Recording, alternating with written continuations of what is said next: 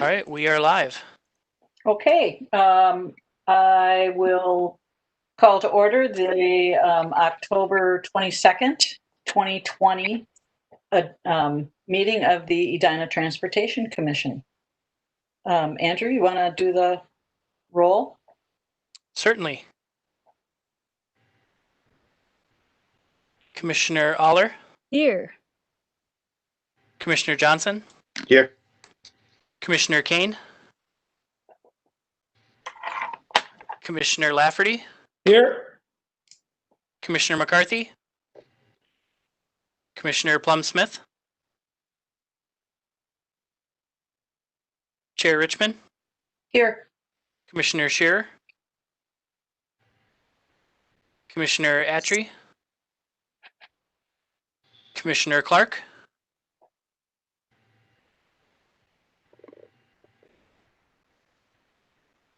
Commissioner Clark. I thought I saw Anna on. Anna's on, but she was muted. Sorry, I thought I unmuted. Here. Thank you. Commissioner Kariwala. Here. All right. Real good. With that, then, you see the agenda before you.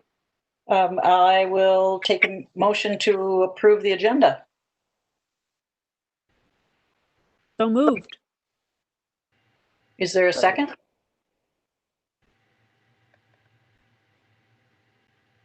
Second. Okay, moved and seconded. Any discussion? Then all in favor of approving the agenda as presented, please say aye when your name is called. Commissioner Aller, Aye. Commissioner Johnson, Aye. Commissioner Kane. I don't know if Bokar's hopped on. Doesn't look like it. Commissioner Lafferty, Aye. Commissioner McCarthy, Commissioner Plum-Smith. Looks like still is off. Chair Richmond, Aye. Commissioner Shearer.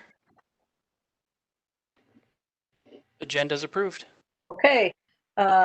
Next on the agenda is approval of the meeting minutes from the September 17th meeting. Any discussion on those minutes? Hearing none, I'll take a motion to approve the minutes as presented. So moved. It's been moved. Is there a second? Second. And who was that seconded? Bruce, I believe. Okay, great. If let's vote on approval of the minutes. It's been moved and seconded. Please say aye when your name is called. Commissioner Aller, Aye. Commissioner Johnson, Aye. Commissioner Kane. Bokar still missing. Yep. Commissioner Lafferty, Aye. Commissioner McCarthy, Commissioner Plum-Smith, Chair Richmond, Aye. Commissioner Shearer. Minutes are approved. Great. I think we move into our section on reports and recommendations. And the first topic are the 2021 roadway reconstruction projects. Yes, so with us tonight we have Assistant City Engineer Aaron Ditzler and Project Engineer Charlie Girk, who are going to present the Melody Lake Grandview Birchcrest project and the Creek Knoll project. So Aaron, do you have a preference as to which one you want to start with? We'll let Charlie go first. He's raring to go. I'm not sure who's in charge of the meeting here on WebEx, but if whoever is, could you please give me the rights to share my screen? Let's see, I can try. Oh, I guess I have to stop sharing first.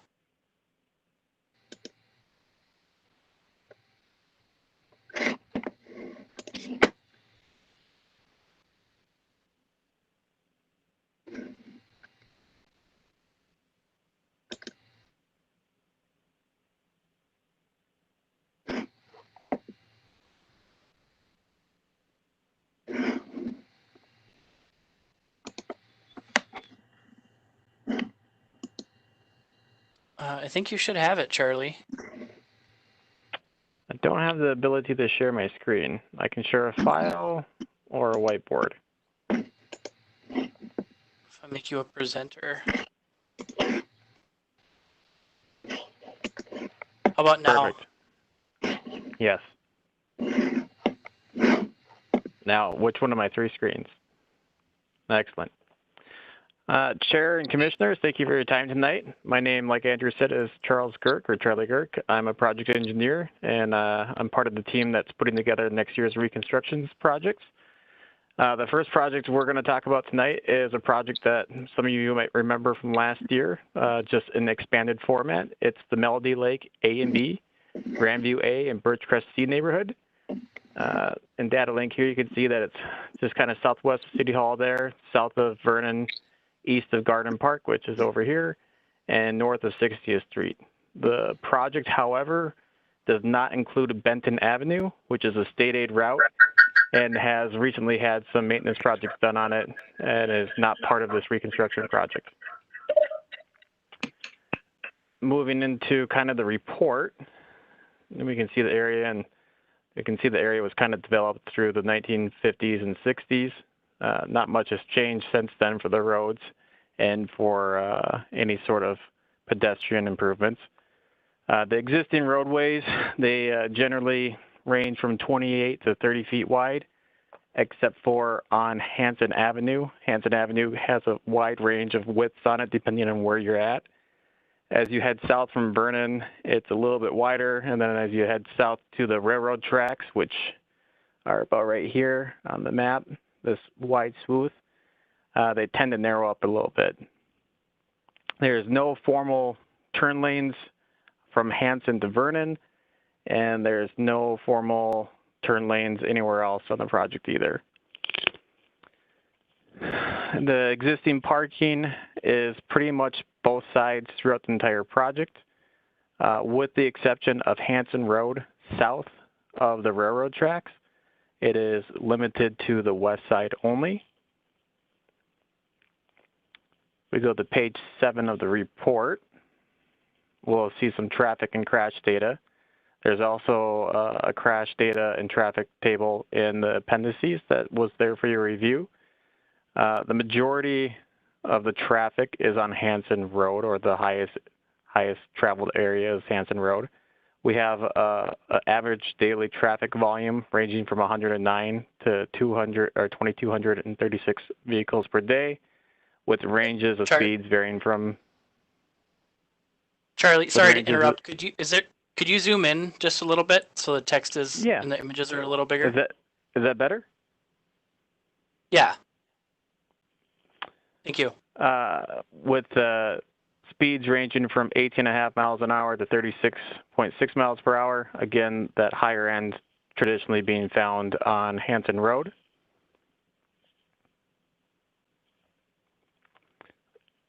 There are some pedestrian facilities existing in the project area. There's a sidewalk on the west side of Hanson Road, adjacent to Garden Park. And that goes from Vernon Avenue to the railroad track. There are, however, no existing bicycle facilities in the project area. With the project being constructed in the upcoming 2021 construction season, we are proposing to reconstruct that portion of sidewalk on Hanson Road. We're going to try and incorporate a boulevard wherever feasible. We're going to also extend that pedestrian walkway with a boulevard from the railroad track down to 60th, which, let me pull this up here real quick. So that's a good considerable amount of new walkway being added. If we were to turn on the,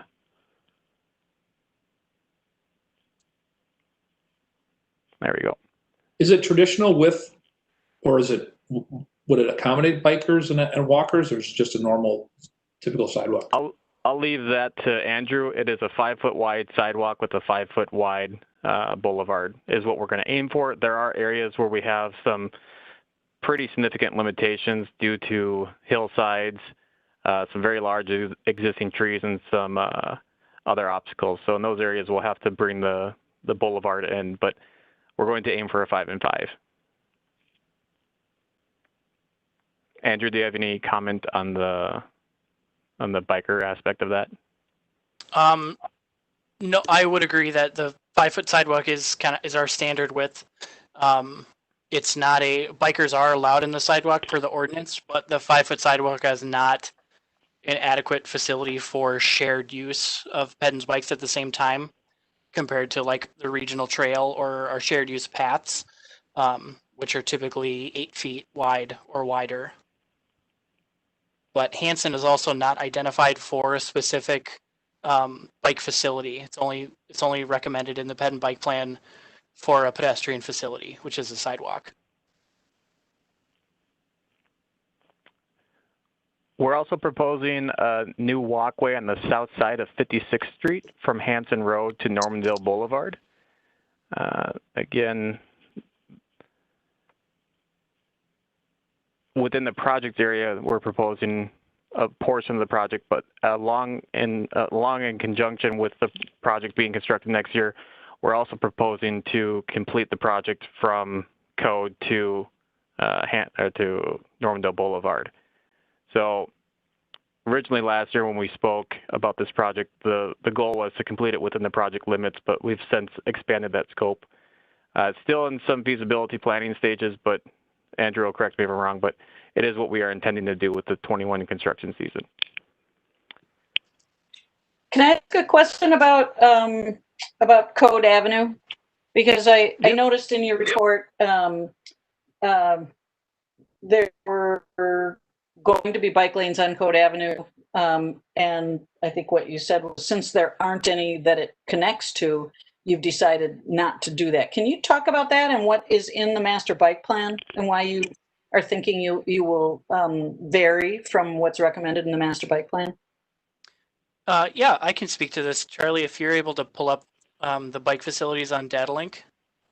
Yep. So commissioners may recall the area in the Birchcrest neighborhood immediately south of this project area were constructed in 2015 and 2017 respectively, Code Avenue having been reconstructed in 2017. So that was before the current pedon bike master plan. So because of that, that section of Code Avenue was built without a bike lane. The new pedon bike plan calls for a bike lane from basically the end of Code on the south end all the way up to Benton Avenue. So where that overlaps with our current project is just those upper 2 blocks between Benton and 60th Street. So basically there's no bike facility right there. We just reconstructed Code to the south, and so it's unlikely that we're gonna go back to install a bike lane in the near future. Benton Avenue currently does not have the shared use path, although it is in our 5-year plan, I believe. So we just feel that it's at this time, it's not the appropriate time to just have these 2 blocks of bike lanes that would not connect to any other bike facility. That makes sense to me. The problem is, it ends up then to be a vicious cycle of, well, now this one doesn't have a bike lane, so the next time something adjacent comes up, then there'd be nothing for that to connect to either, because this one wouldn't be in. And so what's the point at which you say, no, let's put a stake in the ground and start the bike facilities in this area? That is a good point. I would generally say it's easier for us to justify the new facilities if they at least have one connection point to an existing facility. Otherwise, we run the risk of a sidewalk to nowhere or a bike lane to nowhere. And from a social perspective, it doesn't look the greatest. We have a hard time justifying that. So is it possible to put a temporary, a striped bike lane on a connecting portion of Code? So because like I said, it's like I understand that be sort of hanging there with no other connection, but then so would the next road that you say, well, this one was supposed to be part of that, but this now Code doesn't exist, so now let's not do the other one because there'd be not one point of connection. I guess I would say what we're saying is we don't think now is the appropriate time to do it. Not necessarily that there's no appropriate time to do it. To answer your question about striping a bike lane further south, my recollection is that section of Code Avenue currently has parking on both sides. So we would have to look at the width of that section to see if it could accommodate bike lanes in the future without having to change, short of changing the dimensions of the street, short of changing the curb, we would probably have to restrict parking on one side to get bike lanes further south. Okay, the only other question I have about the lack of bike lanes then, isn't there a park, like maybe it's Tyngdale or something, that the bike lanes and that 2 blocks of code would lead to?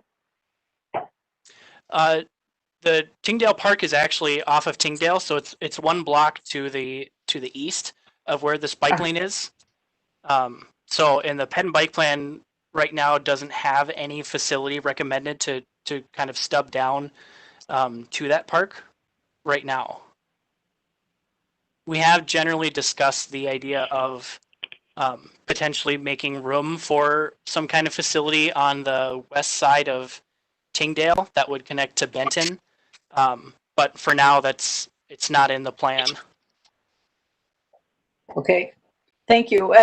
I guess my last question is if you decide to move forward without doing those 2 blocks of bike lane, that would be sort of orphan bike lane.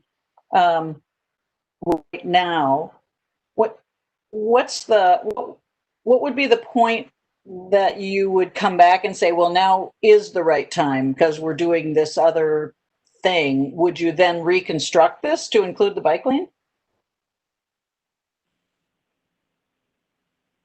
Potentially, it could come about through either through the equity criteria in PACs. If this bike facility gets to a point where it's high enough compared to other projects that it makes sense to do it over other projects, then we would look into it. Or say if we were petitioned by the neighborhood to get in the bike lane, then we would explore the feasibility of doing a project. Okay.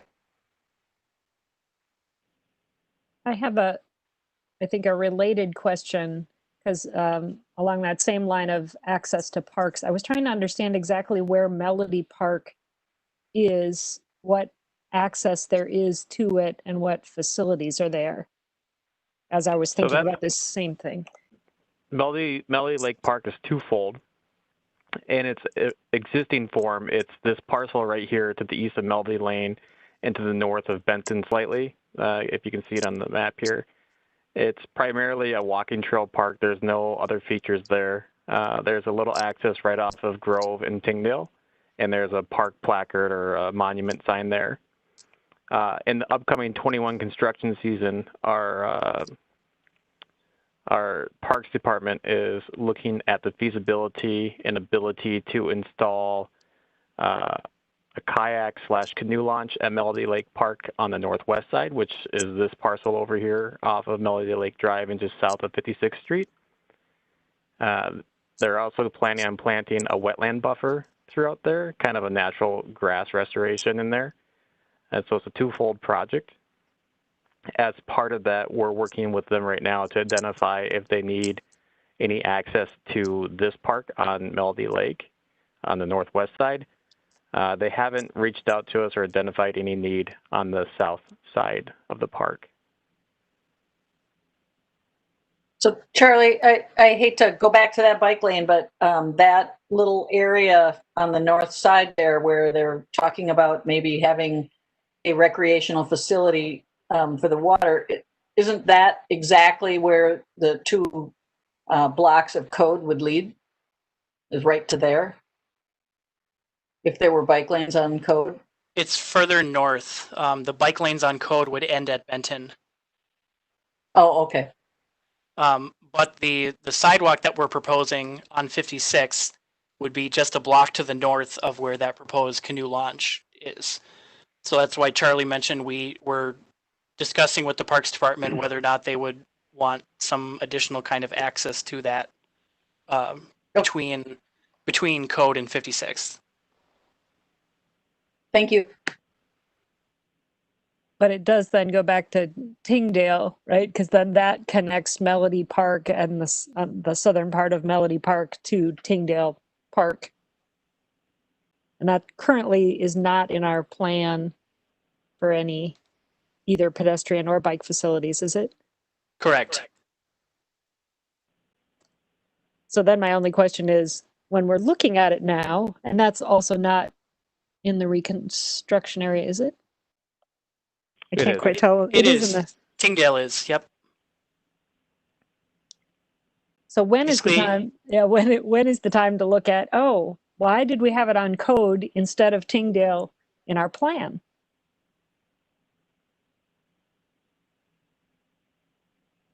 Is it because of a width of Code that made more sense, or does Code connect to something else eventually? My guess would be it has more to do with the geographic location of Code. Code being the halfway point between the frontage road and Hanson. From a high level standpoint, I think it makes sense to as a logical kind of bisector of the neighborhood.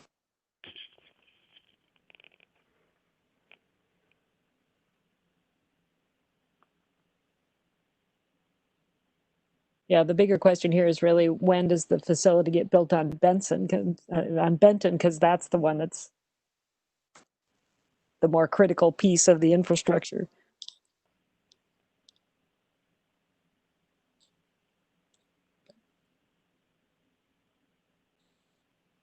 All right, thank you. Charlie, did you have more? Yeah, I have more. I'm just making sure that everyone's got their thoughts out right now. If not, or if you do have your thoughts out, and I'm going to move on here. Going back to the sidewalks. Let me turn those back on. Again, we are proposing a pedestrian facility on 56th Street from Hanson all the way to Normandale. On the south side of Hanson, or on the south side of 56 is where we're proposing it.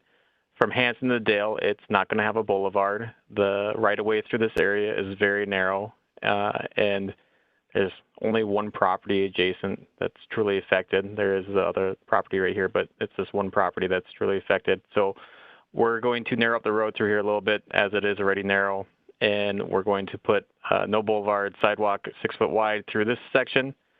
The remainder of the sidewalk, however, from Dale to Normandale will be a 5 foot boulevard and a 5 foot walk, and we have selected the south side.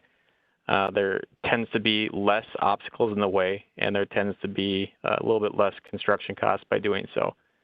We haven't fully vetted that, but that's the current proposal and thought.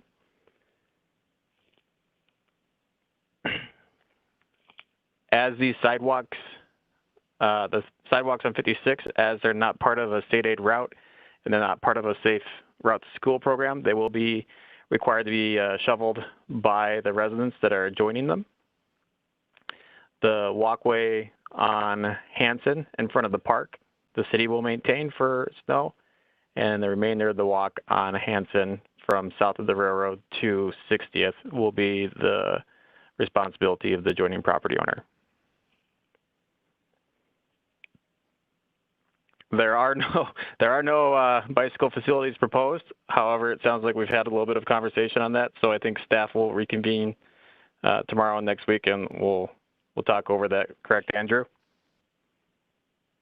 Yeah, certainly. If there's other commissioners that have thoughts on what staff is proposing right now, feel free to speak. That's the whole reason why we're here. So moving forward, as part of the Living Street plans, as you're all well aware, the majority of the project will have this 27-foot face-to-face width for the proposed road. There are a couple exceptions, as previously mentioned. 56th Street to Dale, or sorry, Hanson from 56th Street from Hanson to Dale will be 20 feet, and that's kind of to do with the existing constraints that are there, the railroad track right away, and the new sidewalk. And then the Dale to code section of 56th Street. That will be 24 feet, meeting the living street standards with the 5-foot walk and the 5-foot boulevard. And then Hanson Road, we are, to accommodate some requests from the Parks Department, we are proposing a 27-foot width with the 5-foot walk and the 5-foot boulevard north of the railroad tracks. That area is commonly used for overflow parking for Garden Park. And then again, south of the tracks, we will be doing a 24-foot wide road with a 5-foot walk and 5-foot boulevard. So the majority. Oh, sorry, Charlie. One thing, just maybe you mentioned it already, but just was something I want to highlight, that section along the railroad tracks where there's no boulevard proposed. You notice that we are planning to do a 6-foot sidewalk instead of a 5-foot. So to provide as a little extra space, it's not quite the same as having a 5-foot boulevard, but it'll be a little wider of a facility. So can I ask once again about bike facilities? So on Hanson Road, there really is not a bike facility at all? There's not a dedicated bike facility, correct? And there will only be a 5-foot sidewalk, except for that little section where it will be 6 feet. And though 5 feet is not considered a multi-use path, it's a pedestrian walkway. Is that right? Correct. Correct. And this is the access for the people in the neighborhood, kids, to get to the park, Garden Park? Yes. Wow. What is it that that Hanson Road was not identified on the master bike plan as a bike a road needing a bike facility? That's correct. It was not. The only street in this neighborhood that was recommended for a bike facility is Code Avenue south of Benton.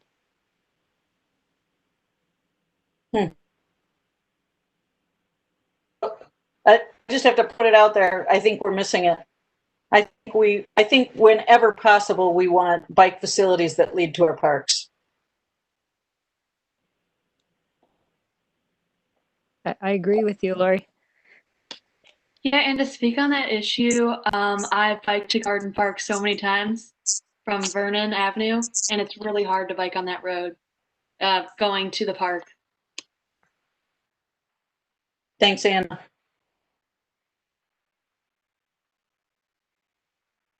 Andrew, is there anything that that stipulates that we wouldn't go over and above the master bike plan, or that we wouldn't vary some from the master bike plan as the opportunity exists?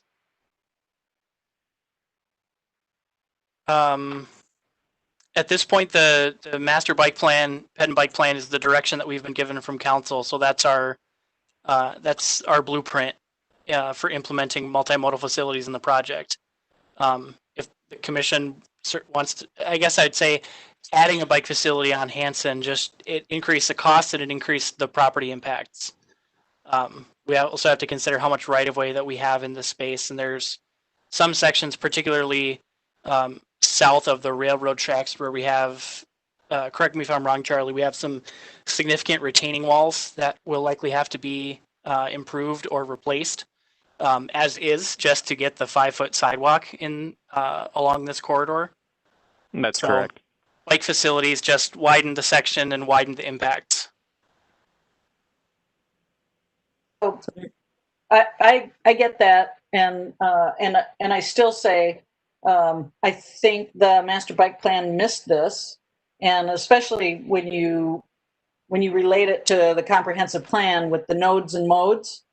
I mean, that was one of the key principles of the comprehensive plan, and the planning that we did had to do with schools and parks and the variety of modes of transportation that we want to have access.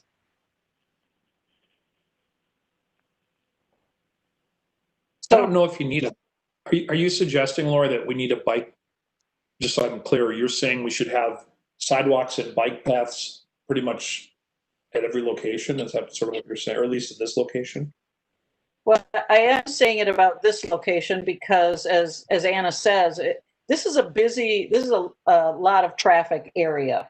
And I think if we want our kids to be safe getting to and from the parks, we ought to consider that we plan for multimodal transportation in and out of our parks. So would the multimodal transportation you're suggesting be a bike path alongside of or a marked spot on the street? Is that what you're suggesting? Something like that. Because I mean, frankly, that then leads into the park. well, just because as a kid, I remember I rode on sidewalks all the time, and if I would have felt safer on a sidewalk than I would ride along the street. I mean, I'm not saying. I mean, if I was concerned as a kid, I guess I'd ask Anna if she would care about as a kid. Was it just as easy to ride on the sidewalk if it was there, or would you prefer to have it on a marked part of the street? I guess, or Yeah, the bike lanes on Vernon are really, really wide. So it's very easy to bike on those bike lanes. So as a kid, I would usually bike on the sidewalk just because that's what most kids do. But still, if I have my sister's soccer game that we're biking to, I usually bike on the road. So, I mean, as I grew up, I started to bike more on the road. So I personally would love a bike section, a bike lane there. But if that's something we're unable to do, then that's all right. I think biking on the sidewalk is still an option for kids, but that's my opinion. Yeah. So, Peter, thanks for bringing that up, because I want to be clear. What I'm really talking about is a multi-use path in that area that is off the road. That said, 5 feet isn't acceptable. I mean, yes, kids can bike on the sidewalk, and then we have issues with pedestrians feeling, like it's not safe for them because there are so many bikes. And near a park, there are going to be bikes that go on the sidewalk to get in and out of the park. So I think we have the potential for a lot of use, and that would be an area for an 8-foot, I believe. And then I'm gonna stop. You have the comments, and I hope that they're worth considering. Thank you. The one other piece related to that, in looking at it, you connect the schools with the facility that was intended on Benton, which would then take you to Hanson Road, and that would connect you to Garden Park. So I think my comment too would just be to take one more look and see if there is any possibility for a shared use path or some sort of bike lane, but also understanding you're dealing with a lot of constraints, but just to look at it again.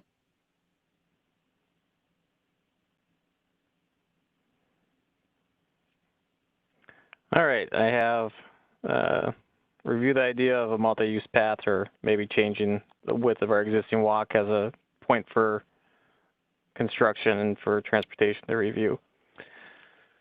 Let's see, where was I? Parking. Parking is going to be two-sided throughout the majority of the project. Again, Hanson Road north of the tracks, we're going to keep the parking remaining two-sided, as that's something that the park has requested, the Parks Department has requested. South of the tracks, it will remain parking only on the west side, and then there will be no parking in that little 100-foot segment or so from Hanson to Dale on 56th Street.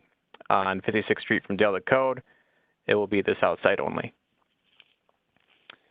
And then there is one unique part of this project, which is the railroad track, which I probably should have brought this up much sooner, but it is a very unique part of the project. They tend to be a little bit complex to work around. The railroads have their rules and their regulations, and there's a lot of, I'll call it, tape to cut through to get this project to go the way we need it to. But as part of this, we are proposing to replace the surface crossing, which is in very deteriorated condition.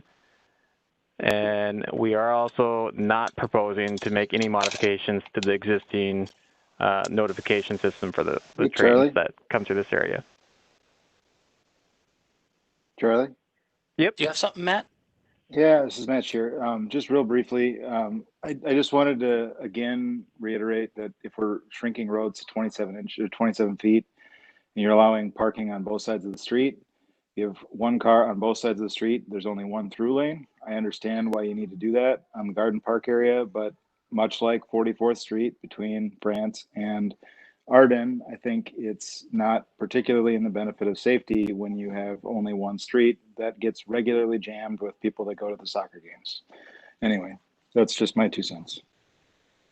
Thanks, Matt.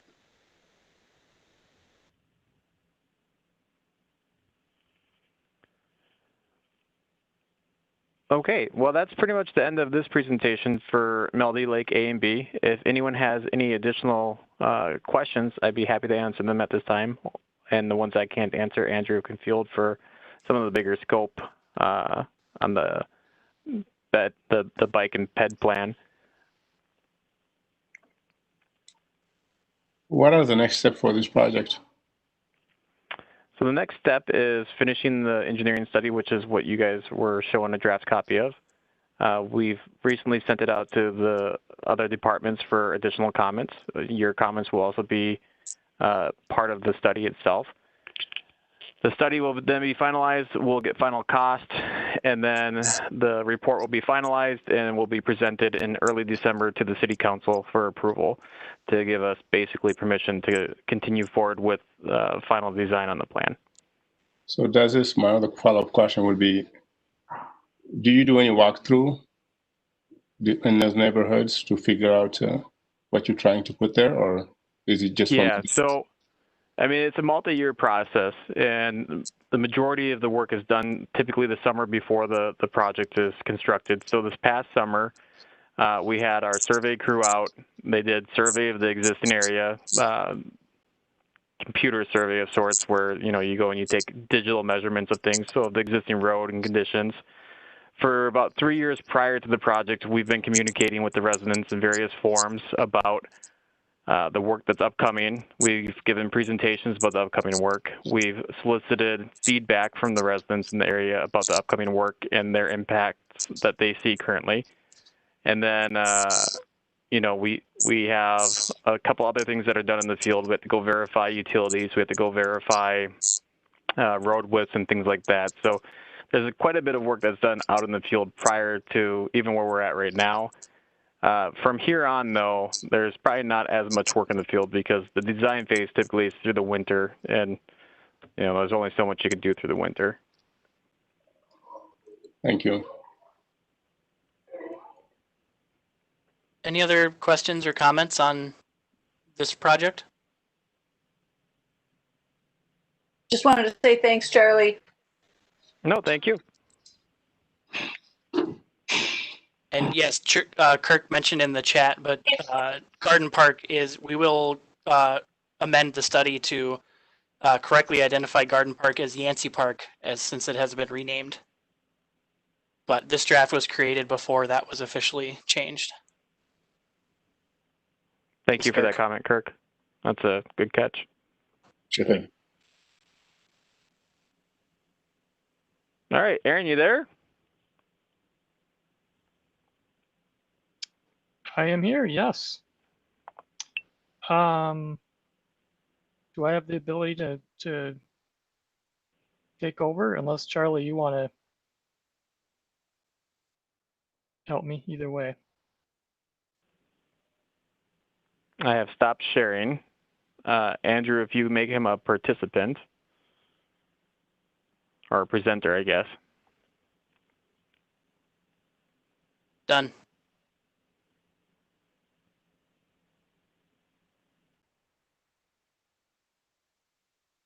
Thank you, commissioners, for bearing through us as we work through these technical issues.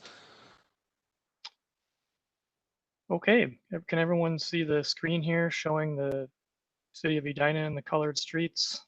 Yes, Aaron. Okay, thank you. So thank you, Andrew. Again, my name is Aaron Ditzler. I'm the Assistant City Engineer. I want to thank the members of the Transportation Commission for listening to this presentation. I welcome your questions. I'll be reviewing this evening the Creek Knoll A and B neighborhood with you this evening, which is east of France Avenue and north of Minnehaha Creek, shown in the purple here.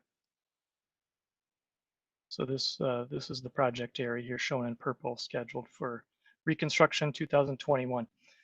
The north project limit is West 54th Street. This street is shared with the city of Minneapolis. Essentially, the city limits run down the center of West 54th Street. So all the that we are proposing to improve both sides of the street. So all improvements north of this road will be paid for by the city of Minneapolis. The existing roadway widths range between 27 to 32 feet wide. They average around 29 feet wide. Some of the streets have existing curb and gutter, some do not. Parking exists on both sides of the street, on all the streets except for in front of the St. Peter Church on the west half of Fuller Street, over by France Avenue.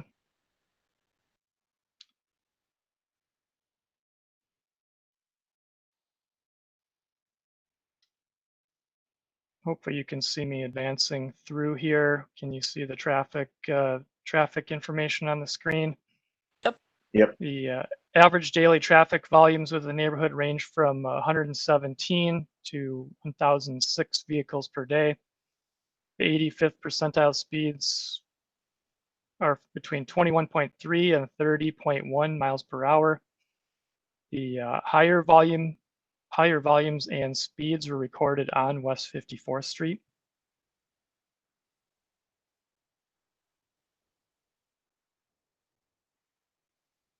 Bear with me just a moment here.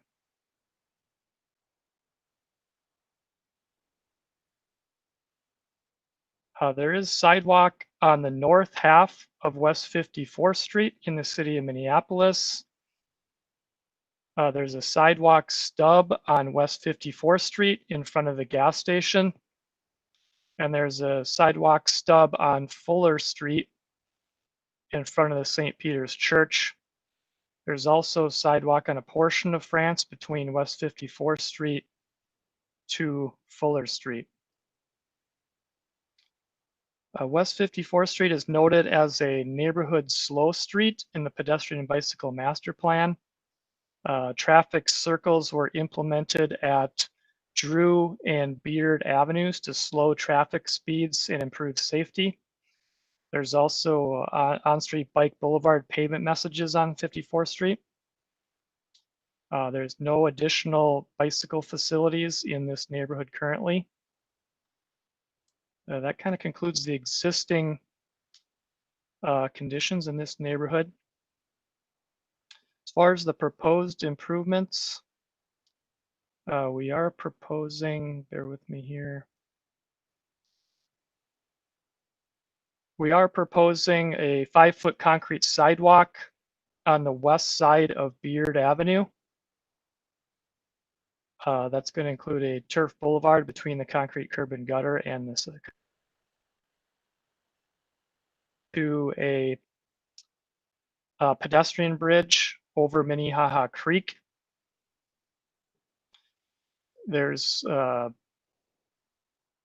already sidewalk outside the project limits on Beard Avenue, all the way from Strachauer Park.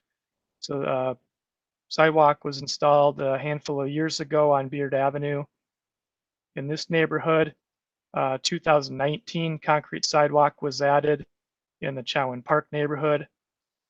And then there's this segment here from West 58th Street to the pedestrian bridge that's proposed sidewalk in the future with neighborhood reconstruction in this project area. So again, 5-foot concrete sidewalk proposed west side of Beard Avenue from 54th Street to the pedestrian bridge. The pedestrian and bicycle master plan. Oh, did I hear a question? Can I ask a question about that? I know this area very well. I walk it a lot. And I noted in your report about the pedestrian bridge that the south side is not ADA compliant. As somebody who hauls my bike up and down those steps, and I realize this is outside the scope of your project. Is there ever going to be a move to actually install an ADA compliant and possibly bike ramp type access on that side? It's a good question. I'm not personally aware. We can certainly look into that. Andrew, I don't know if that's been brought up previously in discussions. That's the first time hearing it, but it's certainly something we could look into, whether it be for this project or a future project. Yeah, I guess it hasn't been, I can't recall if it's been specifically brought up to me as a potential project. I know generally speaking, we would like a facility like that to be ADA compliant, so it's more accessible to all users. So I'd say it's certainly a project that we could look at in the future. Well, maybe particularly when I don't know when the remaining section of 58th of Beard from 58th to the creek is slated to be done, but it seems like that would be the time. Certainly. Thanks, Lori. Thank you. Okay. The Ped and Bike Master Plan does not call for a sidewalk extension on Fuller Street. Therefore, we are not proposing to extend that sidewalk to Beard Avenue. The city plows sidewalks along municipal state aid streets and active routes to school and adjacent to parks. And because none of those apply to Beard Avenue, the sidewalk will be maintained and plowed by the property owners. We also are planning to extend sidewalk along France Avenue from Fuller Street down to 57th Street in 2021. It may occur with the neighborhood reconstruction project, or it may be a separate standalone project. Because France Avenue is a state aid street, that walk would be plowed by the city. We are proposing to maintain the existing on-street bike boulevard pavement messages on West 54th Street. There are no additional proposed bicycle facilities proposed for this neighborhood, which is consistent with the Ped and Bike Master Plan. Street widths. Before we ask a question. Yes. Ricky, I just, You're a little muffled, Bruce. Can you turn your volume up a little bit? Can you hear me now? Just barely coming through a little thin. Hold on.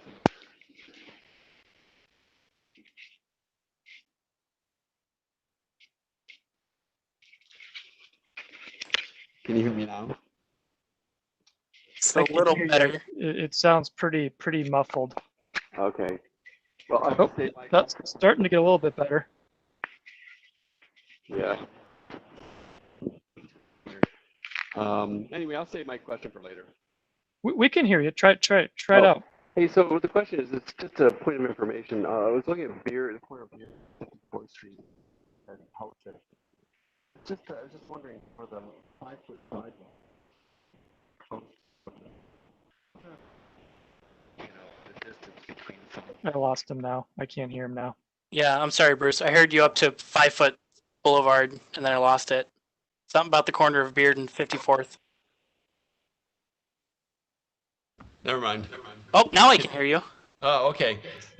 So the question is about 54th and Beard Street. Is there an echo? Yeah, but at least we can hear you loud and clear, so it sounded good. Okay. It looks like the house is pretty close to Beard Street.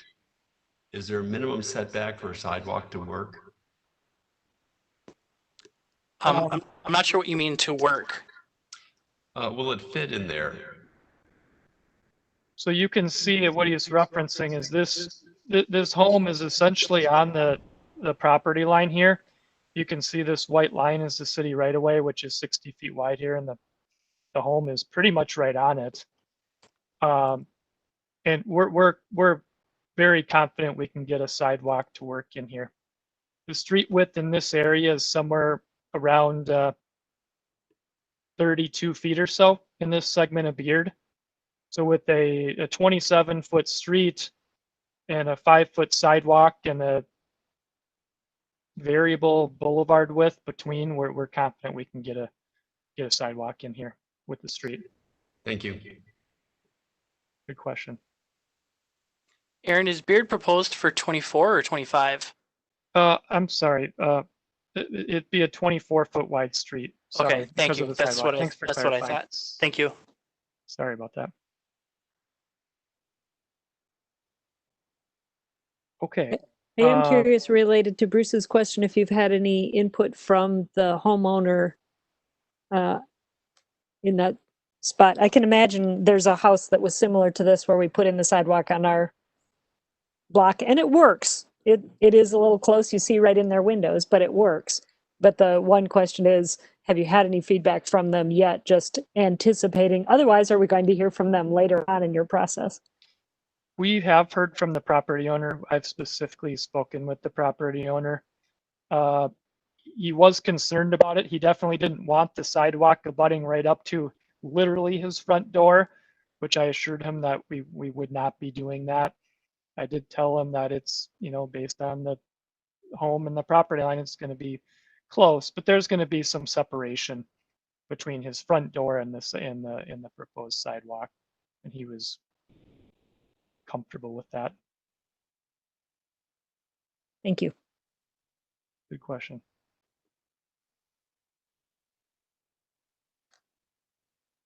Okay. The street widths in this neighborhood are proposed at 27 feet wide per the Living Streets Plan. The exception, as Andrew correctly pointed out, Beard Avenue is scheduled to be 24 feet wide due to the sidewalk. West 54th Street as well, not be 27 feet wide. The reason is because we do have the, if you can see here on the screen, the traffic circles. We don't want to have those traffic circles be off center from the new road, and the city of Minneapolis is not going to replace their curb and gutter. So having a 27 feet wide might not match up well with these existing traffic circles, which we're proposing to keep in the location that they are today. So to better tie into those traffic circles and tie into the Minneapolis curb and gutter, we're likely going to be kind of matching the existing width of the street today at the 54th, which is somewhere in the 30 to 32 foot range.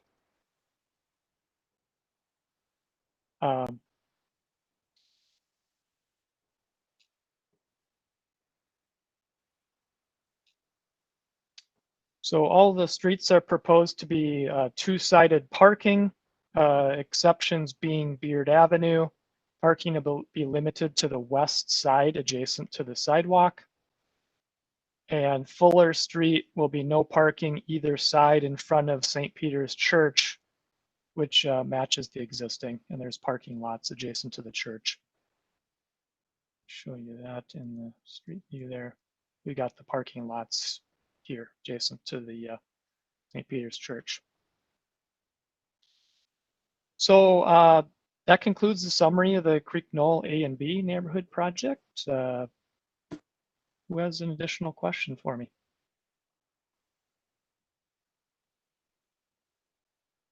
Questions or comments? But I do have a comment, and that is adding that sidewalk on the east side of France from Fuller down to 57. Brilliant. Thank you. Absolutely. Yep, that's been, Andrew and I have had quite a few discussions on the France Avenue extension to fill in those gaps on France. Was that added recently, the last part that you mentioned? I mean, was that part of the original plan, or is that something you just added recently?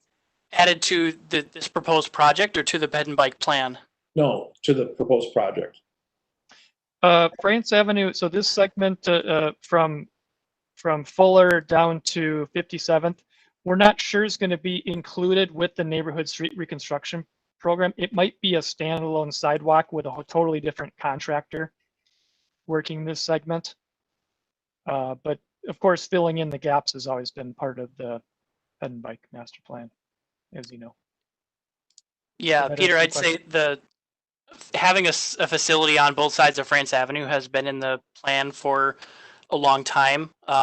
We're just really, I'm specifically trying to fill that gap a little sooner. I'm trying to expedite filling that gap because Metro Transit is developing their E-Line bus rapid transit route, which will go along France.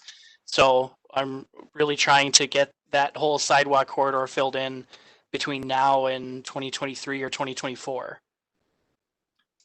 And side note, for those who aware that there's street reconstruction occurring on West 58th Street this summer and fall, we did add a sidewalk on France Avenue on the east side to fill in this gap between 58th Street and 57th. So that sidewalk is now in.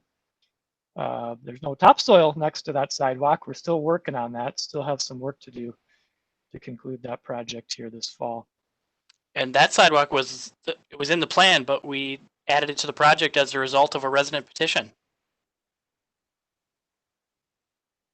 Well, I was just gonna, that area is right where that one, where that driver went around and hit a kid. And so I'm glad to hear that was, obviously it was already in plans before that, but that's right where that accident was, or where that child was hit. Yeah, I want to say Halifax is where that happened, if I recall right. I thought it was more south of that. I thought it was closer to between 56th and 58th, or somewhere in that, maybe 57th. I can't remember exactly, but anyway, that's an area that it wasn't that far north as Halifax, I don't believe. It was that accident was considerably further south, closer to Crosstown. But yes, it's a different area. South? Oh. Yep. Well, anyway, great to have sidewalks there. Yep. Sure. Other questions?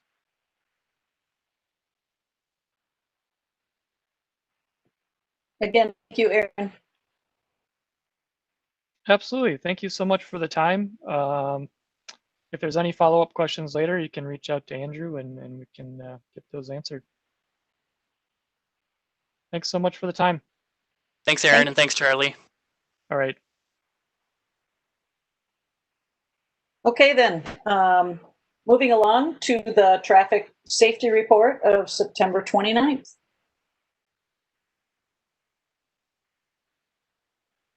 As soon as Andrew can share his screen. Yes, apologies. Let me just.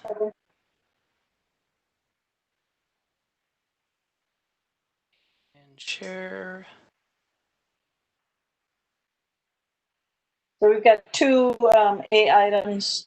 The first one is a request for parking restrictions near the intersection of Creek Drive and Valley Lane.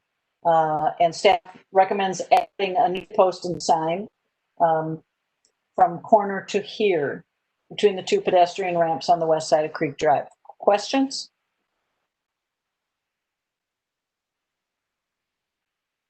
Okay. Moving on. I want to move too slowly if somebody needed to unmute. And okay. A2, review accessible parking at Nolan Main's Wooner. Staff recommends relocating the accessible parking stall to be closest to Halifax to prevent obstruction by delivery vehicles. Anybody who's familiar with the area knows that the delivery vehicles in that area don't really have a lot of options, and it's horrible.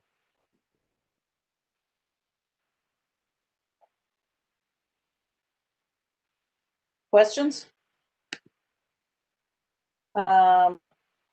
I'm going to respond to Anna's chat email or chat thing, and let's take, why don't, Andrew, can you take us through the request for the rectangular rapid, the RRFB by the high school? Sure. So, yeah, so as you can see, the crossing right now has it has a marked crosswalk with roadside signs and in-road signs, which is consistent with what the city's current policy for pedestrian crossings at uncontrolled intersections warrants. Based on the roadway configuration, specifically in this case, it's a 3-lane road or a 2-lane with a middle turn lane. Based on the speeds and based on the traffic volumes, which you can see detailed in the report there. There have been 3 reported crashes in the vicinity of this entrance since 2012. One of them involving a cyclist.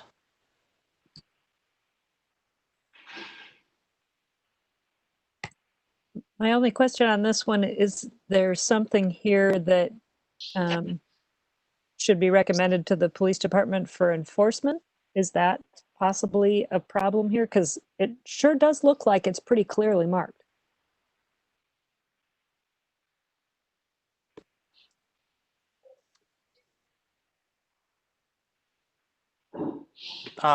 That's certainly something that we can pose to them. I would guess that this is probably a difficult spot for them to find a place to park to enforce, other than at I think this is Chapel Lane right here. That's really about the only place that they can park, other than if they were to be parking here blocking the school entrance. I wasn't sure if that was part of the request by whoever had submitted the traffic safety report, if they felt that it really needed enforcement. If there was no request from the person who put forth the issue, then I wouldn't worry about it.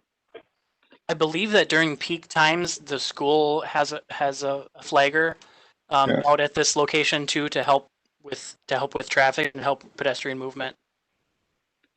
So, Andrew, my question is, have you reached out to the school? That's exactly where I was going to get to, because they have a flagger, 2 of them standing on each corner every morning and afternoon, right?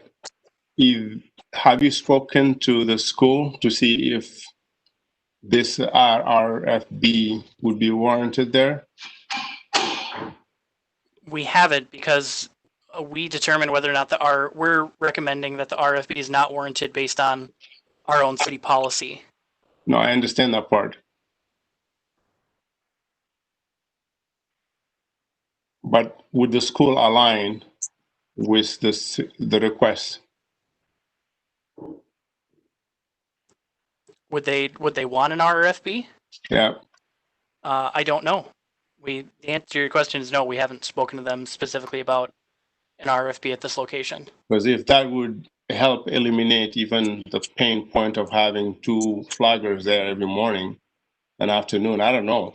I would probably just ask and see.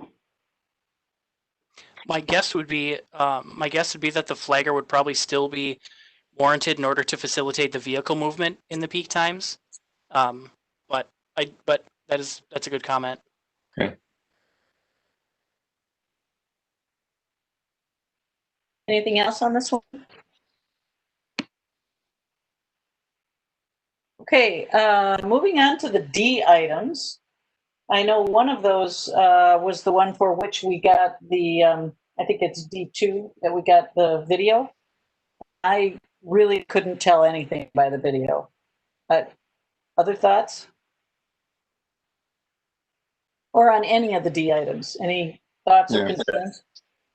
I didn't understand on that one where the sign currently is and where they wanted it. So this is Park Terrace in Interlaken. This is the corner kind of right above Van Valkenburg Park. Right. This is where the sign is right now. And the concern is that this sign for southbound vehicles is past this driveway. So if I go to a street view here, you can see there's a significant amount of vegetation as you round this corner. Mm-hmm. And there's the driveway, and then there's the sign, which is past the driveway. Right. The sign has the slow children at play and the advisory sign for the curve. So is there a curve sign prior to making that left curve? You know what I'm asking? Like when you're on Interlochen, as you're approaching that curve to the left, is there Yes. and There's that one. slow children at play? I don't believe it does. The slow children at play signs are generally rare. And in fact, they're not even approved in the MUTCD. So we generally don't put new ones out. The ones that are out there have been out there for who knows how long.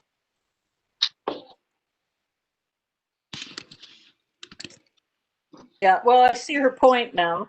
I sure couldn't tell from the video, but I do see the point. Well, what I saw from the video would have been to trim vegetation, and it looks like that was done. Correct. This street view doesn't reflect it, but that is what was done. But the sign is still another, I don't know, 30 feet past the driveway in question where children are playing. Correct, but the road leading into that area is still a residential area. So I would argue the driver should still be, the condition doesn't change because the drivers, it's not like the driver's coming into a residential area now. They were already in a residential area, so the behavior should stay the same. Yeah, so I think I've driven that curve a lot because the dog park is at Van Valkenburg. I think the issue is as you come up Interlochen, heading west, the houses really don't empty their driveways right onto Interlochen much. And they're spaced pretty far apart. But as you approach that curve, there is nothing, and it looks like sort of not wilderness, but you know, there's not really residences right there on the curve. And so to warn drivers as they're rounding the curve that they now are in a residential area, and there are children right there. I don't know. It kind of makes sense to me that you would warn people that children are at play before you get to the children at play. The other concern with the children at play signs in general, and part of the reason why they're not approved in the MUTCD is because it's a condition that's not applicable all the time. You know, the advisory sign is there because that horizontal curve is always going to be there. Yeah. The children are not always going to be out there at play, and if the sign is out there all the time, drivers get, and it doesn't apply. It's like a stop sign that's not warranted. People stop obeying it or stop paying attention to it. And so the sign that's prior to the curve, it just has a curve arrow. Does it say slow? The one on Interlochen? Yeah. It just has the advisory sign. There's no other placard below it. Okay. Oh, it's way ahead of the sign. I mean, way ahead of the curve. But then you can also see in the curve there's a directional arrow. And that's for both southbound and northbound. Well, you have to slow down to go around that curve.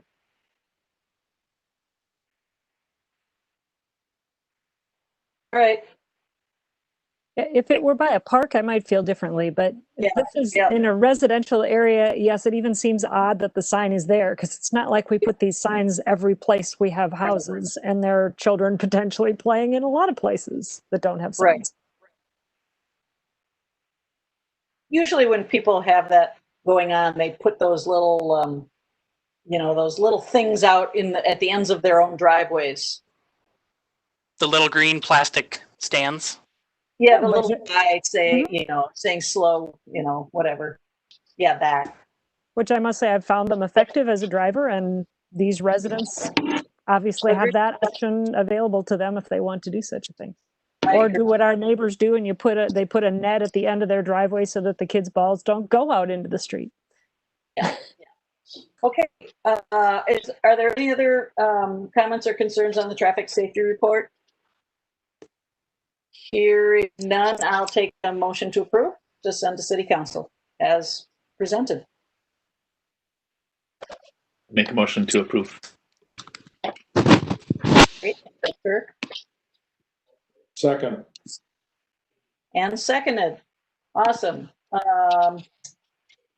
And let's, all those in favor, please say aye when your name is called. Commissioner Aller. Aye. Commissioner Johnson. Aye. Commissioner Kane. Aye. Commissioner Lafferty. Commissioner McCarthy. Aye.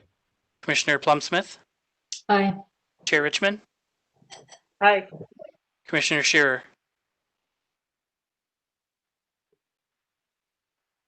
He was on with us for a while.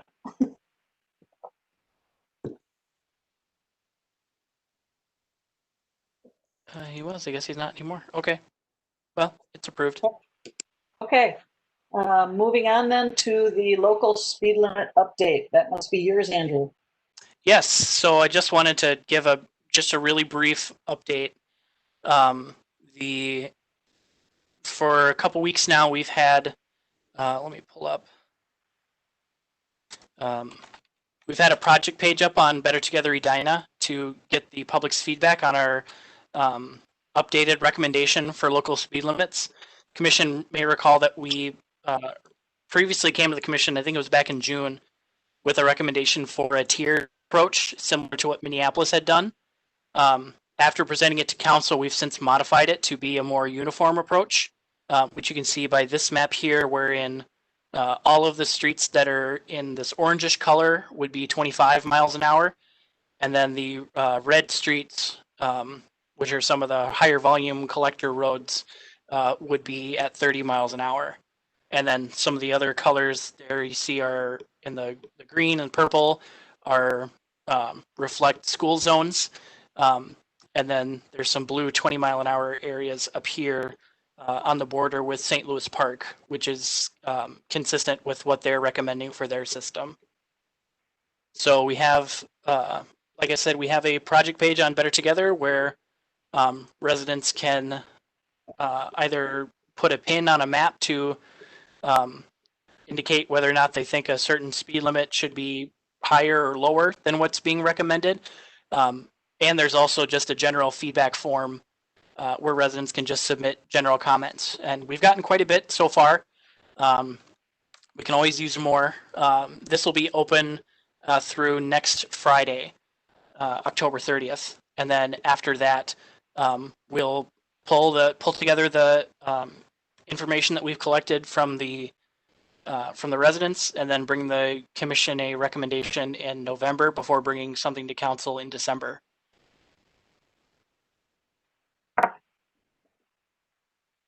Great. Thank you. Just one question about that, Andrew. And is there a spot in there that talks about or addresses the cost of all this new signage? Do we know what the cost of that is? We're still, let me. Oh, will we have that for November? I mean, will we know before we discuss it again what the? It is, yeah, that is, to answer your question, there's nothing on the website right now that addresses what that cost would be. But it is something that we're in the process of evaluating based on what the signage requirements are. And that a lot of the public feedback so far has been questions. A lot of residents have raised the question of how much this change will cost. So that is something that we're working to develop to have at least in a draft form for the commission and for council. Great, thanks.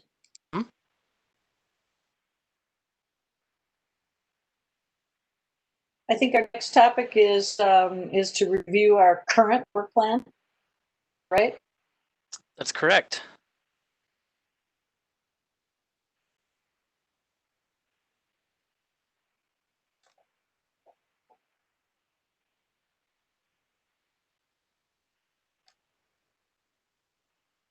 Are you willing to make that any bigger? Is that better? That is so much better. Thank you. You're welcome. The Clover Ride. Do we lost Eric. Have anybody who is doing that right now, Andrew, or is it you? Right now it's me. Okay. Any I sent letters out to some properties in the Southdale area to kind of advertise the availability of the on-demand service, particularly properties that are kind of south of 62 and north of 66. There's like 8 or 9 high-density residential properties in that vicinity that could potentially benefit from the service. So sent them out letters. Haven't heard anything back yet.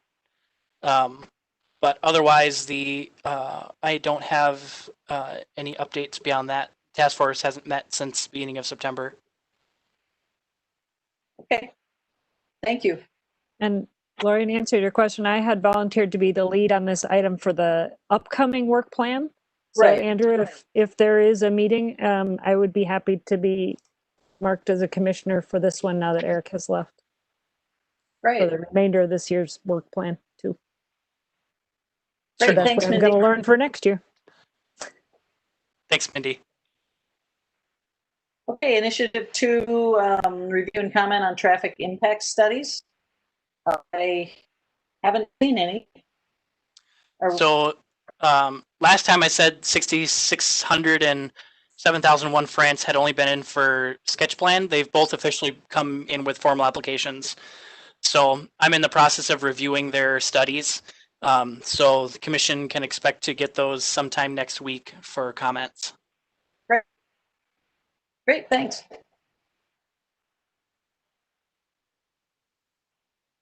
Initiative 3 is the TDM policy. Yeah, so I apologize. I had originally intended to bring a draft to the commission at this meeting, but we're still doing some kind of internal review before it's ready to bring to the ETC for comment. Okay. Kurt and Bruce, anything to add? Just that we're ready to receive any feedback, right, Bruce? Oh, I see. Yep, ready and willing. Great, thank you. Initiative 4 is the framework for the traffic impact studies. Why do I think I saw that on our agenda, Andrew? Did I make that up? No, it was on the draft agenda that I sent you. But I pulled it off because again, I've kind of fallen behind on this because of the speed limit project. Okay. Okay, so we should see something maybe in November? Yeah, Possibly. I guess an update I could provide. I've kind of broken down the framework into kind of 5 main categories that are in kind of most of our traffic impact studies, which are the kind of the components that we ask our consultants to look at. Estimated trip generation for the development, intersection and roadway capacity analysis. So looking at what is the level of service for the adjacent intersections and for the adjacent roadways. And there's kind of there's different levels of service that we don't really have an official position on when we require them to do some kind of improvement to a road or to an intersection. But that's something I'm looking to include as part of this framework. The third component would be the parking analysis. So looking at what does the city require, what do kind of the other local and international guiding agencies recommend or what do they estimate for parking demand and versus what the developer is proposing to supply. Multimodal facilities, which is something that I ask the developers to include in all their studies. So looking at what are the connecting or adjacent ped, bike, and transit facilities and how they relate to that development. And then the fifth one will be the application of whatever TDM plan is warranted based on the size of the development. I like those 5 components. That makes sense. Great. So when are we going to see some of that, Andrew? Next month, fingers crossed. Okay, so you'll send us the things, in a preliminary mode, and then we'll look into it, right? I've got some draft stuff that I'll send to you and Jill since you're the leads on this. If you want to take a look at it and give me some preliminary feedback on. Yeah, it'd be great. We'd love to do that. Good. It's always good to see progress, especially as the year is winding down. I know. Where did it go? It became a virus, is what happened. Okay, educational activities. Mindy, Kirk, and Jill? I can start with a couple of comments, and then Jill and Mindy, if you can jump in, and Andrew too, if you have some help on responses. But just as a recap for everybody, our group met and we developed a set of 6 messages that were aimed at transportation safety for biking and walking / running. Then we submitted to the city, and then the idea was to have them posted on various forums on the Tuesdays as part of Edina Transportation Tuesday. And I do see that September 22nd, that was our first day, there's a posting on both Instagram and Facebook. And then the next week, there was only one posted on Facebook that I can find. And I don't see anything after that. So maybe I'm doing something wrong, or anybody here has some news. There was a posting on both, actually just on Instagram, I think last Tuesday. Okay, did it have a different hashtag? I'm sorry? I'm sorry, did it have a different hashtag? That I didn't notice. No, Okay. no, it was always Transportation Tuesday. All right. Good, I'm glad you're seeing more than I am.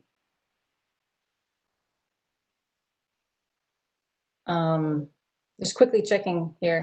Thank you.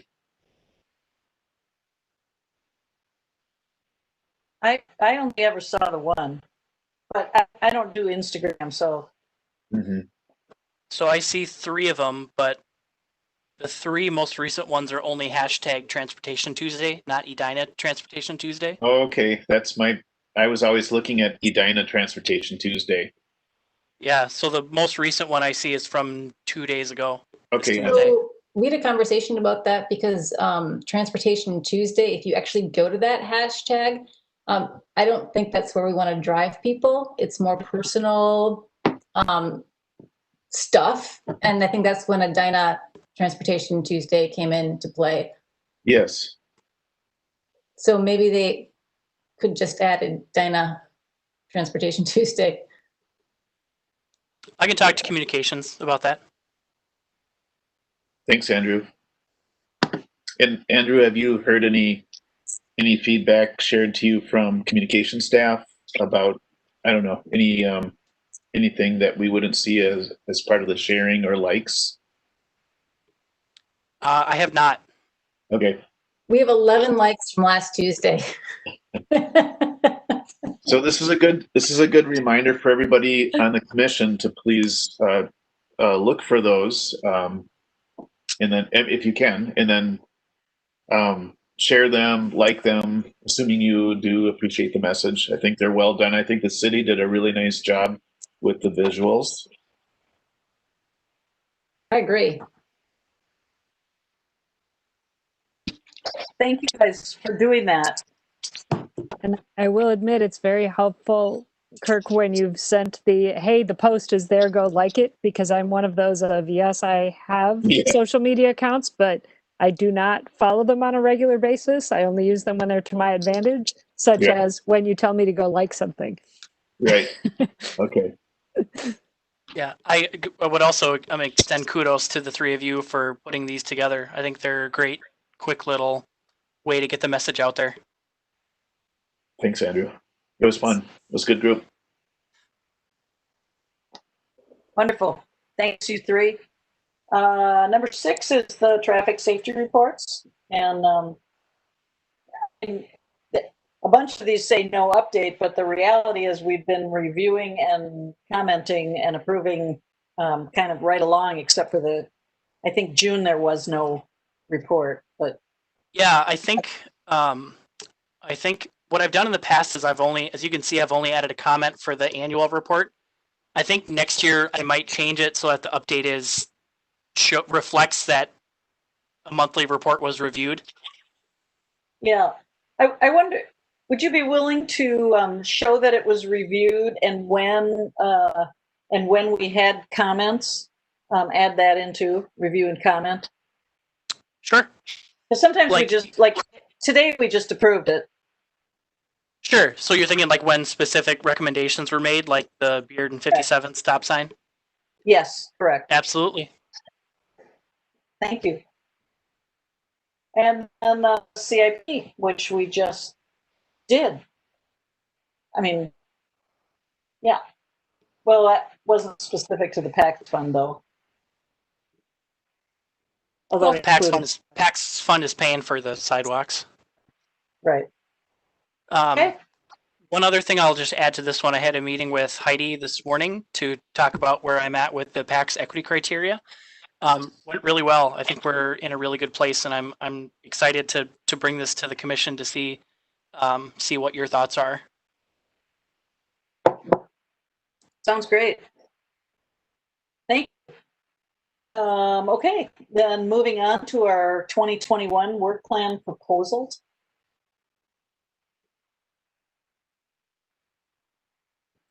So I guess at first just wanted to, Lori, give you an opportunity to give a recap for the work session to the rest of the commission. Okay. Transportation got to go second, which is always great. I think it went well. The only one that I thought we might have an issue about would be the one about researching the waste, the effect that garbage collection has on our local streets. But they liked it, actually. And then the only other thing to note is that I actually talked about what's in our parking lot, which are so I brought up the boulevard trees, and it got a lot of conversation, and the mayor wants to talk to me about it. And then 2 other commissions, including the Planning Commission that went after us, also brought that up. So I think there's some energy that will head this way, whether or not it's on our work plan. And I did let Ian, who's the chair of the Planning Commission, know that Kirk and I have already met with the gentleman that runs the program for St. Louis Park. He's very interested. So I think there's some energy around this one, even though it's not a thing. I said we got to have a parking lot because we were transportation. So that's the recap. Andrew, do you have anything to add? You listened to it? I did. I guess I would say, Lori, you did a great job presenting. And kudos to the commission. I think in general, compared to some of the other work plans, it seemed like council had less questions and more comments, which I think speaks to the clarity and effort that you put into developing these work plan initiatives. I think they're concise, they're clear, it's understandable what the objective is and what the deliverable is. And that's very beneficial for staff and for council as they're evaluating all of these. So well done on that. Like Lori mentioned, a couple other commissions brought up boulevard tree and tree ordinance. That right now is a initiative that the Parks Department is working on. I don't have an update on that right now, but for now it's planned to stay at a staff level at this point. Some other initiatives that the Planning Commission brought up that could potentially have some overlap with transportation. They proposed doing a planning study for the Cahill Industrial Park, and they had kind of a broad initiative to review certain zoning ordinances. And some of the categories that they specifically mentioned were drive-throughs and on-street parking regulations. So I'm not really sure where those are going to go. And I just generally mentioned that there's some overlap with transportation. So you may want to consider involving transportation on those topics. Ultimately, it'll be up to city council to decide where that goes. But just wanted to update those of you that may not have listened in on the work session. Andrew, my impression on their interest in the parking regulations was not just street parking. I thought they were interested also in the surface parking requirements. And having had a follow-up conversation with Ian, I know that he's interested in that, and I believe they're having a work session that at least I and maybe more from transportation will be invited to next week. Oh, okay. I was not aware of that. Yeah, you know, it was a casual conversation, so whether it's actually happening or not, I'm not sure. But I do believe that it was more than just street parking. Okay. One thing I wanted to note, let's see, oops, I want to share again.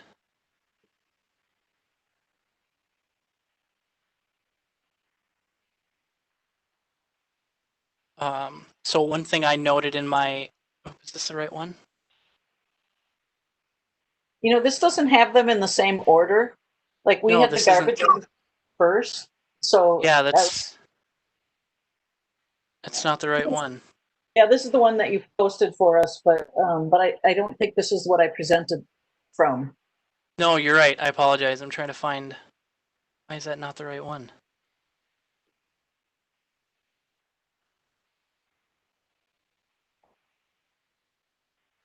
Here it is.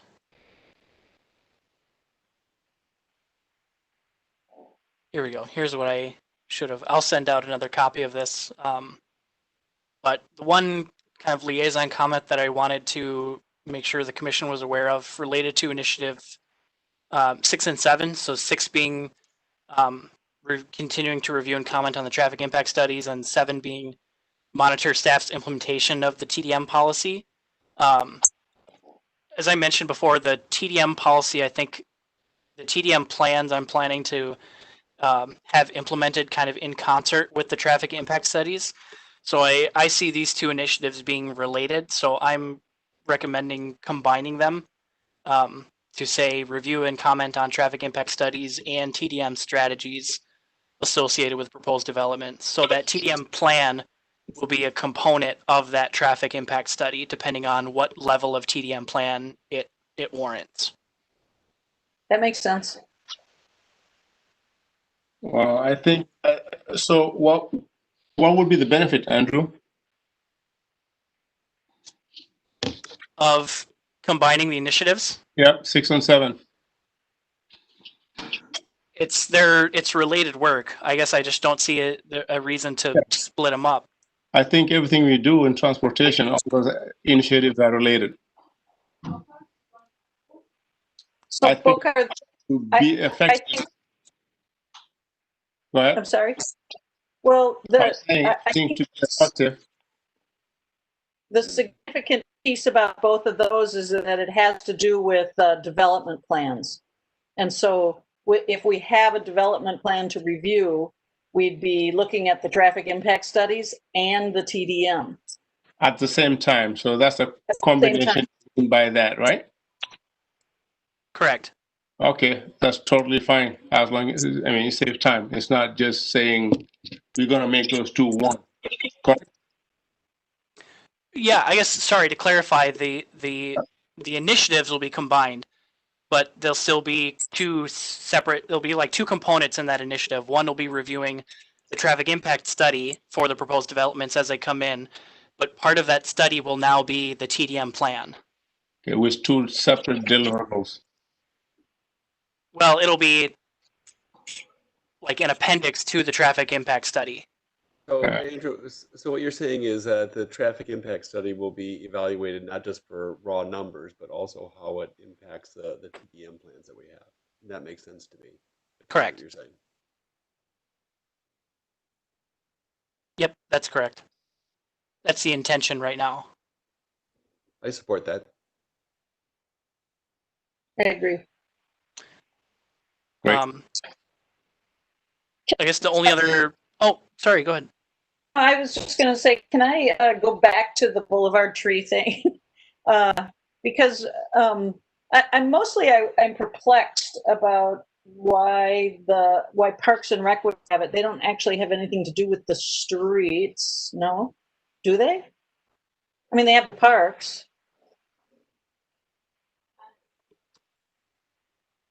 They have parks and vegetation in city right of way, is my understanding.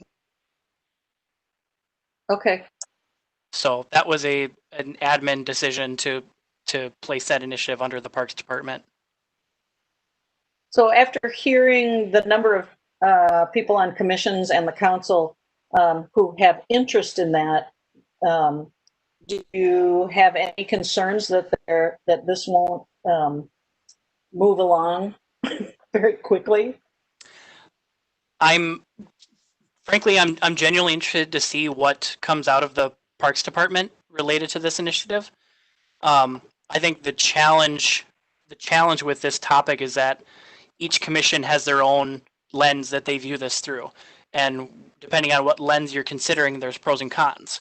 From the transportation standpoint, there's traffic calming to look at, and there's also sight lines to consider. There's pros and cons either way you look at it, and I think kind of similar to the a way going forward might be similar to the organized trash initiative that the commission proposed, to maybe start with kind of a baseline literature review, if you will, to say here are the potential pros and cons of having boulevard. Because I think the city's a little unclear overall whether the commissions are looking for the city to invest more in boulevard trees or to strengthen the tree ordinance to reduce getting rid of trees within the right of way or on properties.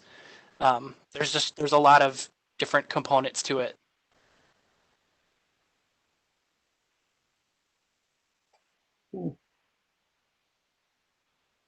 Well, maybe the way we framed it wasn't clear enough. Just hearing Andrew's comments on open questions, it seems like there's an opportunity to identify some goals and problems that can solve, and some of the perceived issues that can happen with it in ways other cities have worked around them.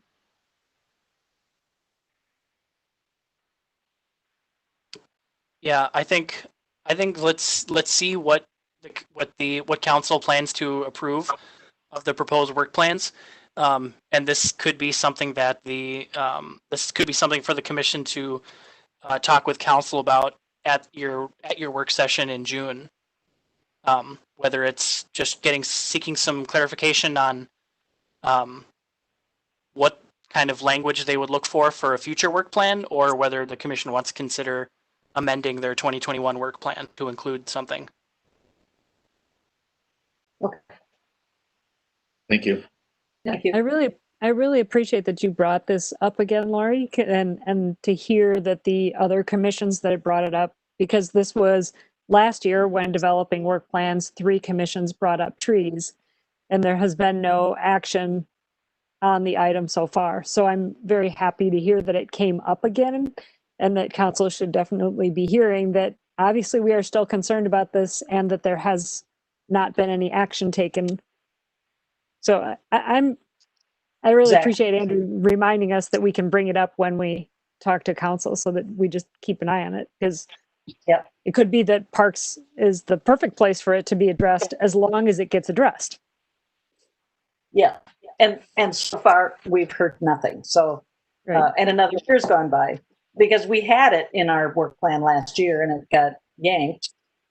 So yes, I intend to continue to bring it up until they're either sick of it or sick of me. I'm not sure which. Good for you. Thank you. I guess the only other thing I wanted to add on this, specific to this item, is that kind of the next step in the process is that Scott Neal is going to be presenting all of the proposed work plans to council on November 4th at the work session. So liaisons will be invited to answer questions, but unlike previous years, the liaisons won't actually be doing the presenting. It'll be Scott doing the presenting, and I'll just be there to answer questions. Commissioners and the general public can call in to listen to the work session, but you won't be invited to attend.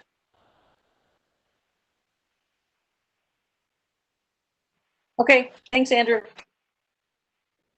Thank you. I think we're on the 2021 regular meeting dates, which was a fiasco last meeting. Let's have fun with it. Yeah, this is on me. I think I rushed to put it on the agenda.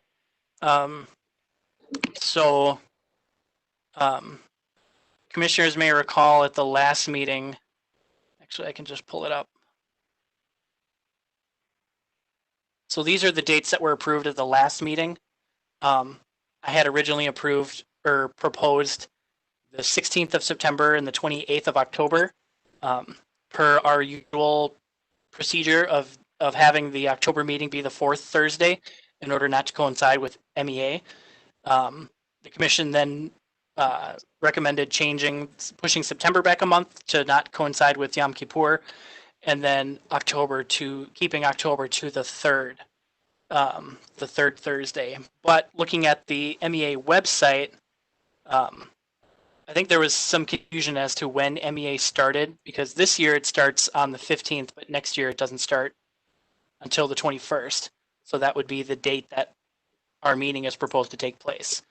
So I just wanted to bring this to the commission's attention to see if the commission wanted to reconsider pushing October back to the 28th so as not to coincide with MEA. Yeah. I second it. Well, I can't make a motion. So who seconded it? Was that you, Bokar? No. That was me. I think it was Peter. Lafferty. Yeah, Oh, no, I mean, Peter, I wanted got to young make kids. I make a motion, move the meeting to October 28th. Is there a second?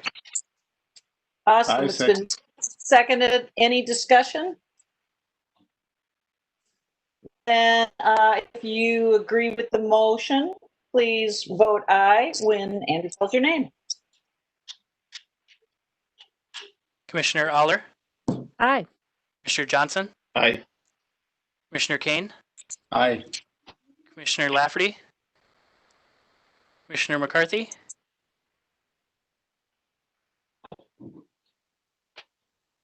Bruce, you're muted. Aye. Thank you. Commissioner Plum-Smith, Aye. Chair Richmond, Aye. and it looks like we lost Matt, but motion passes. Great. My children, thank you, and his Bokar's as well. Thanks. Okay, then. We are on the chair and member comments, and I'm not sure. Andrew, do you have anything on the street funding task force since we lost Matt? I don't. I know that they recently met. They had an in-person meeting at Public Works. Wow. To kind of have a big whiteboarding session. I wasn't in attendance, but I believe the meeting was recorded. But I haven't heard any update as to where the task force is at with developing their recommendation. WebEx. Okay. And we can just go around. Maybe we'll go in order again so that we keep track of everybody. Sure. With member comments. Mindy? The only comment I would have would be to invite commissioners. We're having a candidate forum for city council sponsored by the Morningside neighborhood on Sunday. And you can find the connection in a virtual event, of course, and you can find the connection information on the edinamorningside.org website if you are interested in attending. Thank you. Because we have a lot of great candidates for city council, which is very exciting. Kirk? Yes, Andrew, is it okay if I ask again about if there is any option or value for us having access to crash data for the city so that when we look at traffic study reports, we might be able to do a little more research? So is there specific, so the reports right now indicate just kind of the number of crashes within the last 10 years, which is how far back the database we have access to goes. Yeah. Is there's more specific information than that you would want to see? That's helpful for sure. I'm thinking more generally too when we look at street plans and redevelopment topics, and when we have other kinds of speakers, sometimes it's can be helpful to know what's out there. So no, it's not for a specific. It's not for a specific project that I can think of. And then, and then when the traffic study does say that there's, for example, one crash.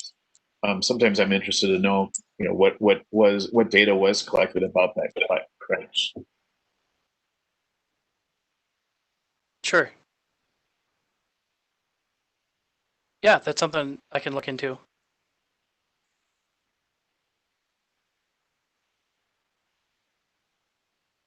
Anything else, Kirk? No, thank you. Bokar? Two things come to mind, Andrew.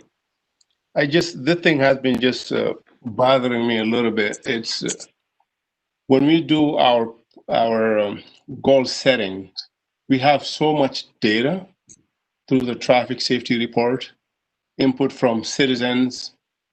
We don't use any of that to set our goals of what we improve. And I feel like the reason I'm saying that is because I think every year, like last year, the year before, this year, our goals are always shifting. So we work on something for 6 months, then it's off, or it doesn't even take off until 6 months or 8 months. We lose a lot of time. Either a value, that we can take that data from the citizens, like the traffic safety reports. It tells us the amount of sign we have put out. It tells us the amount of crashes, complaints. Use that data and input it into our goal setting instead of changing so often. It's a question, at the same time, it's a comment. That's one, because there's a lot of value into that. And I'm sure you have probably 10 years, 20, 15 years, I don't know when you had the system implemented, that just pulls out those reports. So I guess I'm not sure what goals you're referring to, because in my mind, like the goals that I'm trying to achieve or implement are the goals in the comprehensive plan. Correct. And those will stay the same for the next 10 years unless they're amended. Correct. But for the data that we get, a lot of that data we get from the traffic safety reports. It tells you about crashes, it tells you about signs put out, it tells you about spend and a lot of different things. Can we incorporate that data-driven mentality into when we do our goal settings?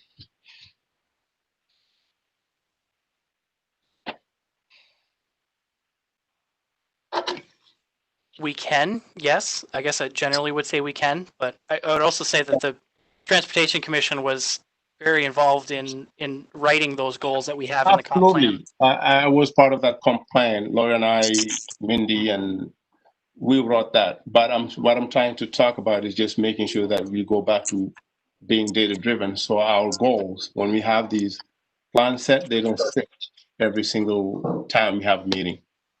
So that's one comment that I have. And the second comment that I have is how do we, part of these projects that were presented tonight, did they use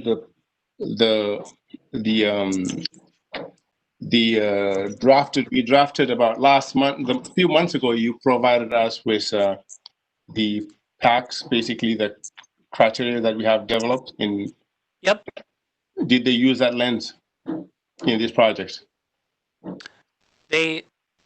No, they didn't. Well, to the extent that the recommended facilities overlap with the street reconstruction project, that's one of the criteria. So, but not fully what we have developed, those criteria you work hard on and made sure we have, that's well done. Can we incorporate those kind of things? Because that's data driven. That's brings, I think, a pretty good input of the citizens. Yeah, I think there's components of that we're definitely mentioning as part of the project, like the connection to the park, the connection to other facilities. Those are things that are mentioned in the report that tie back to that equity criteria. But we're really trying the plan to, once the equity criteria is in place, to apply it to future projects. It's kind of difficult for us to apply it to projects we're developing right now when the equity criteria itself hasn't been approved. Okay. That'll push us again another year or so. This is, I think, a prime opportunity to do that. Those are my comments. So that's a good comment. Thank you. Jules Lustig. Peter? I don't really have anything to add today. All right. Jill? No, I'm good this evening. Thank you. Matt is gone. Nihar? I don't think I have anything to add today. Anna? I think we lost Anna. Oh, that's right. She had to drop off at 7:30. That's right. Thank you. Anand? I do not have anything else to add. All right. Lori? I have two quick things. I love the idea of using the equity criteria even before they're approved, just as a lens through which to see current projects. So I would love it if you would give those criteria and talk those two engineers through that process. There's kind of no reason not to try that. Anyway, so thank you, Bolkar. That was a great idea.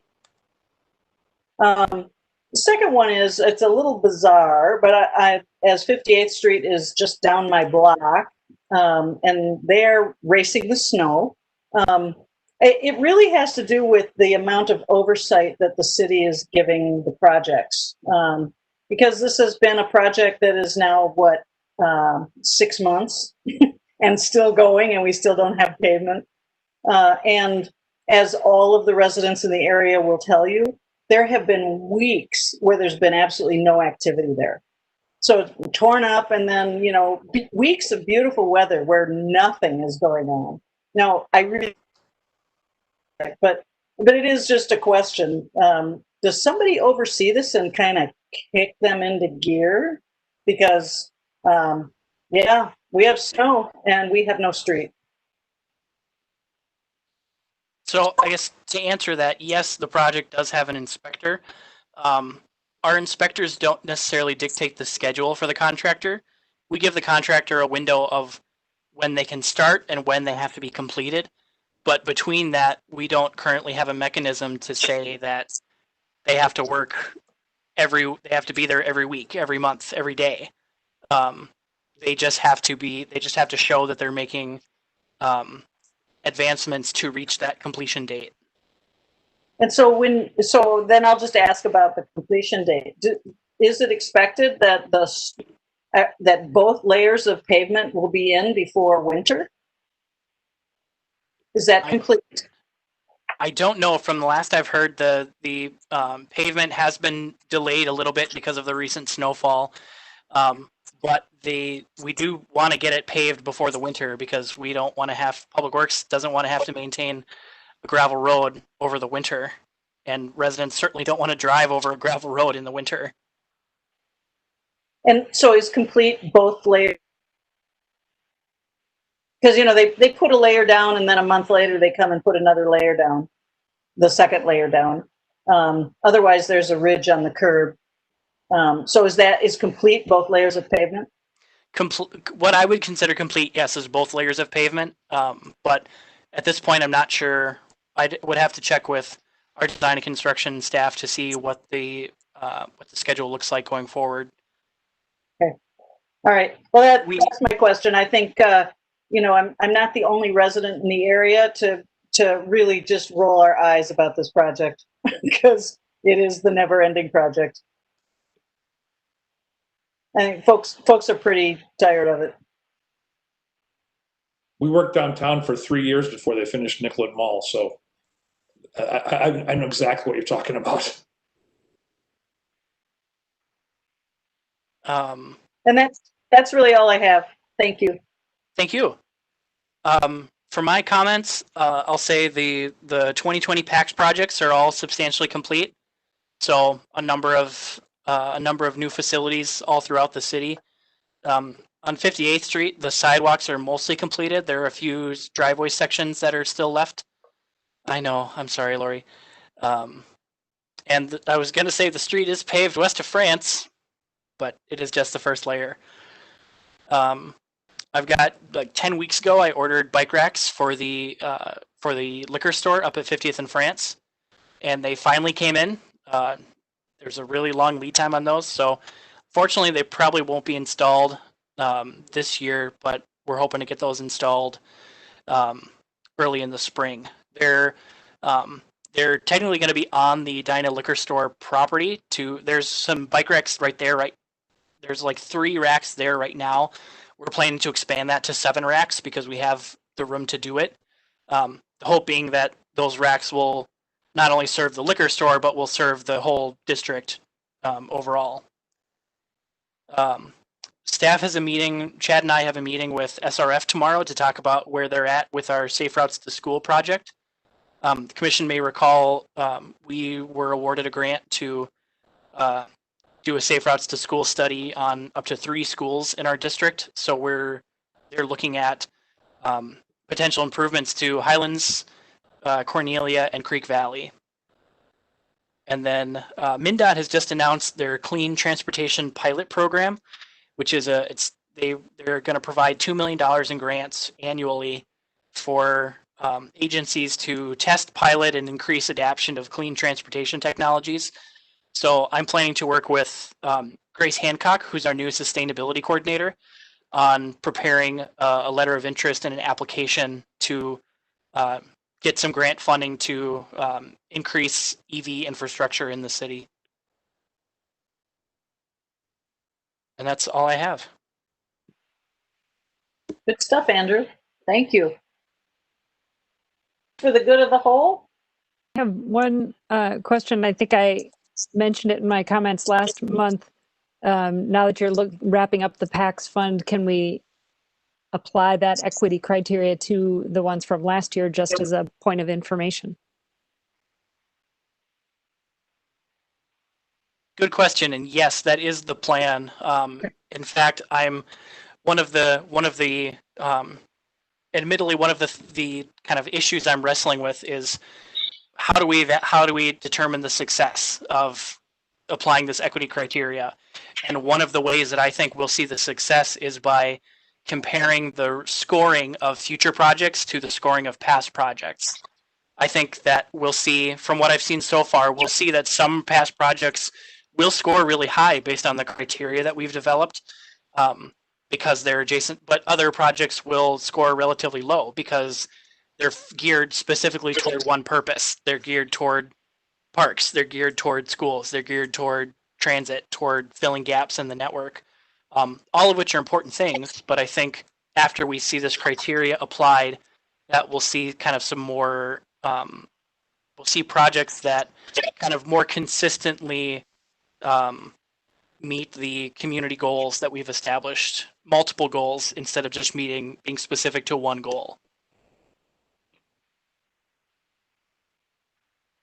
Thank you. Anything else from anyone else? It looks like our next meeting is Thursday, November 19th. And Andrew, has there been any statement about like, are we going on a month-to-month basis, whether we'll be virtual or not? Or are we going to go through the end of the year and actually say, well, unless there's a vaccine like next week, we're meeting virtually? I haven't heard any update, so as far as I know, November will still be virtual unless I hear otherwise. Okay. And I will notify the commission as soon as I know. Okay. Great. Then there being no other comments, I'll take a motion to adjourn. So moved. It's been moved. Is there a second? Second. Moved and seconded. Please respond aye. You agree, or nay if you don't, when your name is called. Commissioner Aller, Aye. Commissioner Johnson, Aye. Commissioner Kane, Aye. Commissioner Lafferty. Oh, we lost Peter. Commissioner McCarthy, Aye. Commissioner Plumsmith, Aye. Chair Richmond. Aye. We stand adjourned. We're adjourned. Thanks, everybody. Thank you for a great meeting. Thank you. Good night, everybody. Good night. Bye-bye. Andrew, thanks for your help getting me on. Yeah, sorry.